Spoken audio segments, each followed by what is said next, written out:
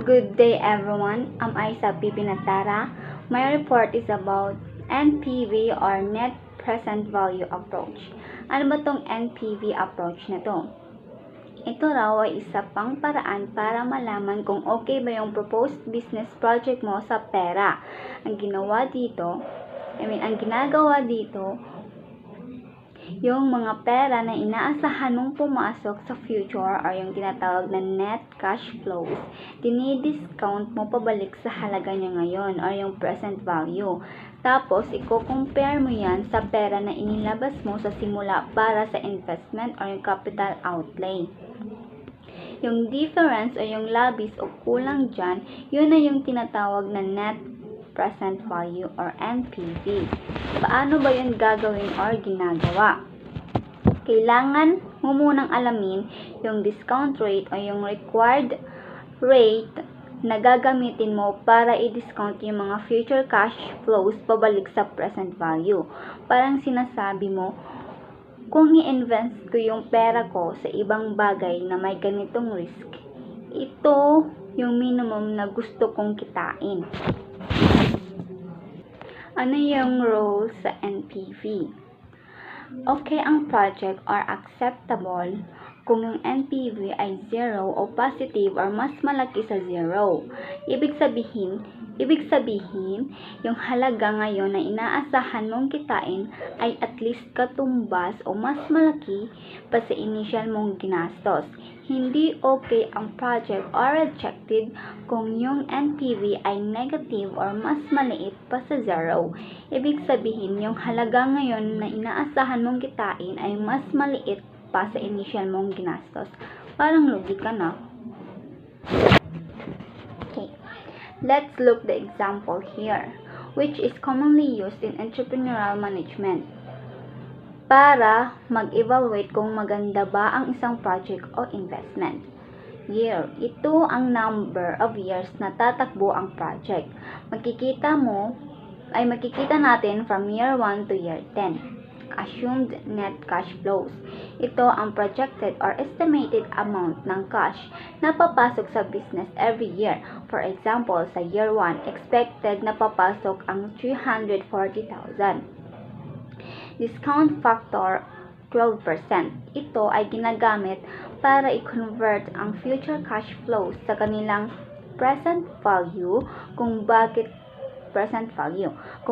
may discount factor ay dahil sa time value of money. Mas valuable ang pera ngayon kaysa sa pera sa future. Ang 12% dito ay assumed discount rate or cost of capital. Present value. Ito ang result ng pag-multiply ng assumed net cash flows sa discount factor. Ito ang actual na halaga ng cash flows kung ito-transform mo sila sa halaga nila ngayon. For example, year 1, 340,000 ang cash flow times 0.89286, ito yung discount factor, is equals to 303,570. Yun na yung present values, yung 303,570.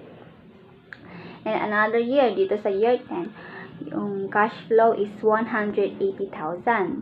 Then, ito times siya sa discount factor na 0.32197 is equals to 57,950. Yun na yung present value. Sa ilalim ng table, makikita natin ang computation. Present value of net cash flows. Ito ang total ng lahat ng present value mula year 1 hanggang year 10. Ang total dito ay 1,443,670 pesos. Ang capital outlay or investment, ito ang initial amount na kailangan mong ilabas para simulan ang project or investment. Sa example na ito, ang investment ay 1,300,000. Net present value. Ito ang difference ng present value of net cash flows at capital outlay or investment. So, NPV is equals to 1,443,670 minus 1,300,000 is equals to 143,670. So, yun na yung NPV ng year 1 from year 10. Kung ang NPV ay positive tulad nung nasa example na NPV is 143,670, ibig sabihin ay profitable ang project at mas malaki ang present value ng inflows kaysa outflows. This generally means the project is acceptable. Kung ang NPV ay negative, ibig sabihin ay hindi profitable ang project dahil mas malaki ang investment kaysa sa present value ng cash inflows. This means the project should likely be rejected. Kung ang NPV ay 0, ibig sabihin ay bawi lang ang investment, hindi kumita o nalugi. That's all. Thank you. So good day everyone, my name is Nawisha Menali and I'm the last reporter of Group 11. So first, sensitivity analysis.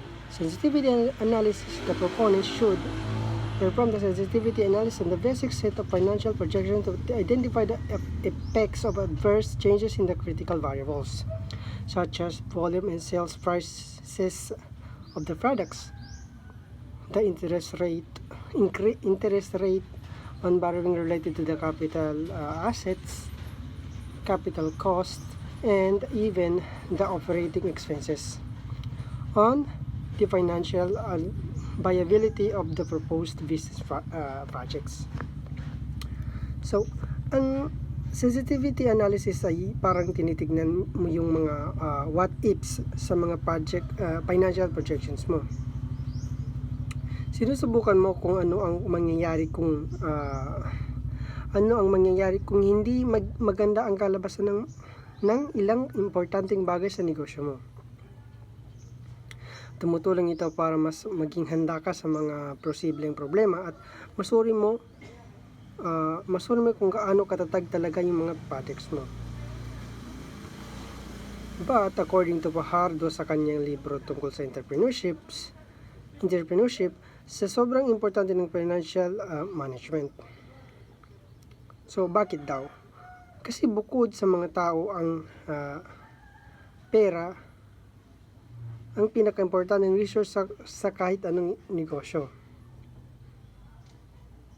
Kailangan ng pera para magsimula, para tuloy-tuloy ang production at marketing. Ang financial management ay tungkol sa maayos na paghawak at paggamit ng pera sa isang negosyo. Sobrang importante nito para makapag-umpisa, mapanatili ang operation and paglago ng negosyo. Mapalago ang negosyo. Kung hindi maayos ang financial management, kahit gaano pa karami ang pera mo sa simula, pwede ka pa rin itong mauwi sa kalugian. Kaya dapat planuhin mo ng mabuti kung saan pupunta ang pera mo at siguraduhin ginagamit ito ng tama para maabot ang mga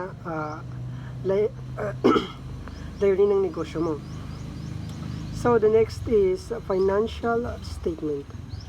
So according to Fajardo from his book titled Entrepreneurship, he mentioned that need for financial management because next to people, money is the most important resource of any business organization. Ang financial statement ay parang formal na report na nagpapakita ng kalagayan ng financial at performance ng isang negosyo. Ito yung mga pangunahing document na nagbibigay ng information tungkol sa pera ng kumpanya at iba't ibang stakeholders. Next, good financial management can ensure the following. Financial priorities are established in accordance with organizational objectives. Spending is planned and controlled in the line with established priorities. Adequate funding is available when it is needed now and in the future. funds are obtained and used efficiently. So first, financial priorities are established in accordance with organizational objectives. Ibig sabihin, nauuna ang paglalaan ng pera yung mga bagay na mga bagay na importante para maabot yung mga goals ng negosyo mo. Alam mo kung saan dapat unang mapunta ang pera mo. Next is, spending is planned when controlled in line with established priorities. Ito naman yung napaplano mo kung saan gagastusin yung pera mo at nasisigurado mong yung mga gastos mo ay aligned and tugma sa mga priority mo. Hindi ka basta-basta gumagastos kung saan-saan. Adequate funding is available when it's needed now and in the future. Sinisiguro mong may sapat kang pera kapag kailangan mo. Hindi lang ngayon, kundi pati na rin sa mga sumusunod na panahon. Hindi ka biglang kukulangin sa pera sa gitna ng operasyon. And the last one is, funds are obtained and used efficiently. Nakakakuha ka ng pera sa tamang paraan. Halimbawa, hindi sobrang mahal ang interest ng utang at ginagamit mo ito ng matipid at para sa mga importanteng bagay talaga.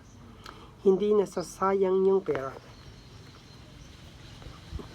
So, next is developing the financial plan.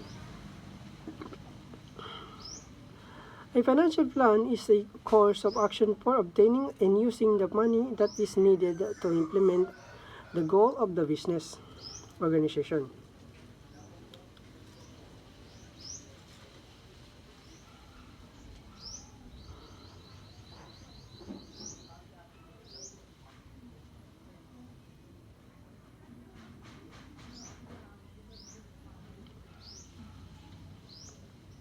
Here are the 3 tips involved in financial planning. Establishing objectives. This should be clear and specific to determine their cost and budget. Ang financial plan ay parang plano mo sa pera para sa negosyo mo. Ito ay yung step by step na gagawin mo para makuha at gamitin ng tama yung pera na kailangan para maabot yung mga gusto mong mangyari sa negosyo mo. Parang roadmap. Yan kung saan ka pupunta pagdating sa pera ng negosyo mo. Kung magkano ang kailangan mo, saan mo kukunin at gagastusin para lumago. Dapat makatotohanan yung plan mo at kayang magbago kung may mga bagong pangyayari.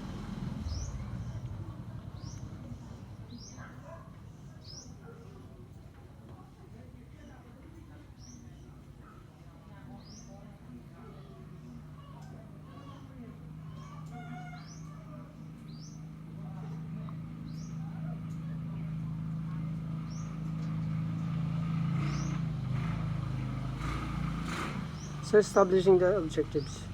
Yung mga layunin mo dapat malinaw at specific para malaman mo kung pagkano ang kakailanganin pera depende sa dami ng ginagawa mo, tulad ng materyales ng negosyo, operasyon ng negosyo mo. Kasama dyan ng sweldo, renta, materyales at buwis, bayad sa tubig at kuryente at iba pa. Identifying the source of funds. Ito yung mga pangunahing paraan para makakuha ng pera sa isang negosyo. A. Income for sales. Yung perang pumapasok dahil nakabenta ka ng produkto o serbisyo mo. B. Owner's money and sale of shares of stock. Kung talagang kailangan ng pera, pagbebenta ng shares, yung personal na pera ng may-ari ng na ilalagay sa negosyo o yung perang nakukuha sa pagbenta ng shares. C. Borrowing from friends, relatives, and financial institution and issuing bonds. Yung panghihiram ng pera sa iba't ibang sources kasama na ang pag-issue ng bonds para parang pangungutang din yan sa publiko. D. Sales of some property of the enterprise as last resort. Pwede mong ibenta ang ilang ari-arian ng negosyo. So, that's all. Thank you po.